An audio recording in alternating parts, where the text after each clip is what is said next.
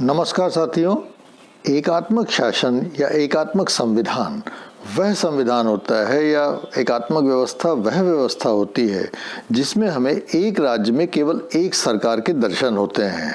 अर्थात संप्रभु राज्य की जितनी भी शक्तियां होती हैं वो केवल और केवल एक ही सरकार प्रयोग करती है। जैसा कि हम लोगों ने संघीय व्यवस्था में देखा था कि वहाँ पे दो प्रकार की सरकारें होती हैं, लेकिन एकात्मक संविधान में, एकात्मक शासन व्यवस्था में एक राज्य में केवल एक ही सरकार की व्यवस्था होती है और वही सारी संप्रभु शक्तियों का प्रयोग करती है।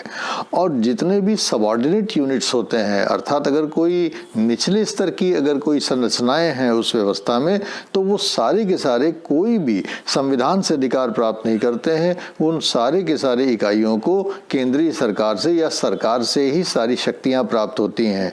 और इसका परिणाम ये होता है कि जो भी शक्तियां हैं वो सब सरकार के ही निर्देश से प्रयुक्त की जाती हैं और सरकार जब चाहेगी, केंद्रीय सरकार ही एक ही सरकार होती है, सरकार जब भी चाहेगी उन शक्तियों को वो विथड्रॉ कर सकती है। तो निचले स्तर की जितनी भी इकाइयां होती हैं, चाहे वो राजनीतिक इकाइयां हो, चाहे वो एडमिनिस्ट्रेटिव इकाइयां हो, उन सारी इकाइयों के पास डेलीगेटेड पावर्स होते हैं, कोई ओरिजिनल कॉन्स्टिट्यूशनल पावर्स नहीं होते हैं। और इसीलिए जो भी पावर्स उनके पास होते हैं वो सारे के पावर्स केंद्रीय सरकार के कहने पे या सरकार के कहने पे ही उसका प्रयोग होता है और सरकार जब चाहे उन पावर्स को उनसे विथड्रॉ भी कर सकती है, अनलाइक द फेडरल कॉन्स्टिट्यूशन जिसमें कि उनको संविधान से शक्तियां प्राप्त होती हैं।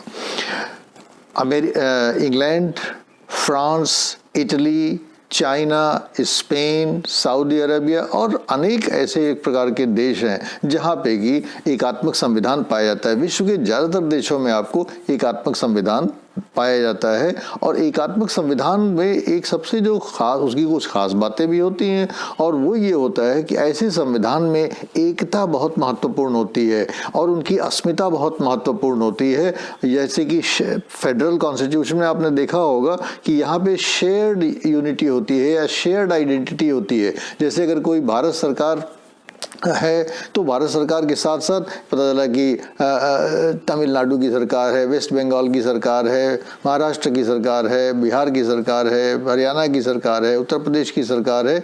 तो यहाँ पे एक हमको द्वैधता दिखाई देती है कि हम अपने को एक राज्य का भी इकाई मानते हैं, एक राज्य की भी अस्मिता हमारे पास होती है और एक राष्ट्रीय अस्मिता भी होती है। लेकिन एकात्मक सरकारों में, एकात्मक व्यवस्थाओं में एक ही अस्मिता होती है, एक ही आइडेंटिटी होती है, क्योंकि पूरे देश में एक यूनिटी होती है।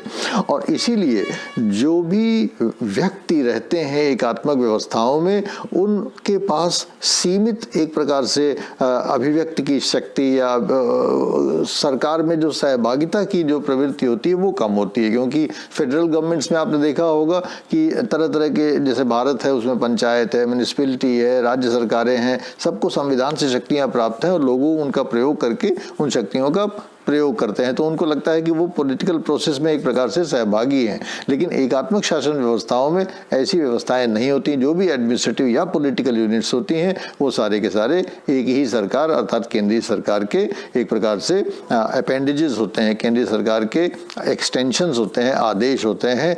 लेकिन इससे एक फ़ायदा ये भी होता है कि पूरे देश में एक समान रूल्स होते हैं, डुअलिटी ऑफ रूल्स नहीं होती है। जैसे यहाँ पे अक्सर आपने देखा होगा संघीय व्यवस्थाओं में केंद्र और राज्य सरकार के कानूनों में कभी कभी कॉन्फ्लिक्ट हो जाता है और सुप्रीम कोर्ट जाना पड़ता है कि भाई इसमें से कौन सा कानून सही है और कौन सा कानून गलत है। लेकिन ऐसा एकात्मक सरकारों में नहीं होता। एकात्मक सरकारों में केवल एक ही सेट ऑफ रूल्स होते हैं और उन्हीं रूल्स का पालन सभी लोगों को करना पड़ता है और पूरे देश में इसकी वजह से एक टाइमली डिसीजंस होते हैं और बिल्कुल यूनिफॉर्म डिसीजंस होते हैं। कहीं कोई असमंजस की स्थिति नहीं रहती कि बंगाल में कौन सा कानून है तो महाराष्ट्र में कौन सा कानून नहीं। पूरे देश में केवल समरूप कानून होता है, एक ही कानून होता है और इस प्रकार से पूरी शासन व्यवस्था में एक हमको समरूपता और दिखाई देती है। जो कि तो यूनिटरी सरकार की जो खास बातें हैं उसमें समरूपता हो गई, एकता हो गई, अस्मिता हो गई, ये सब, इसमें किसी प्रकार के विवाद की संभावना नहीं होती है।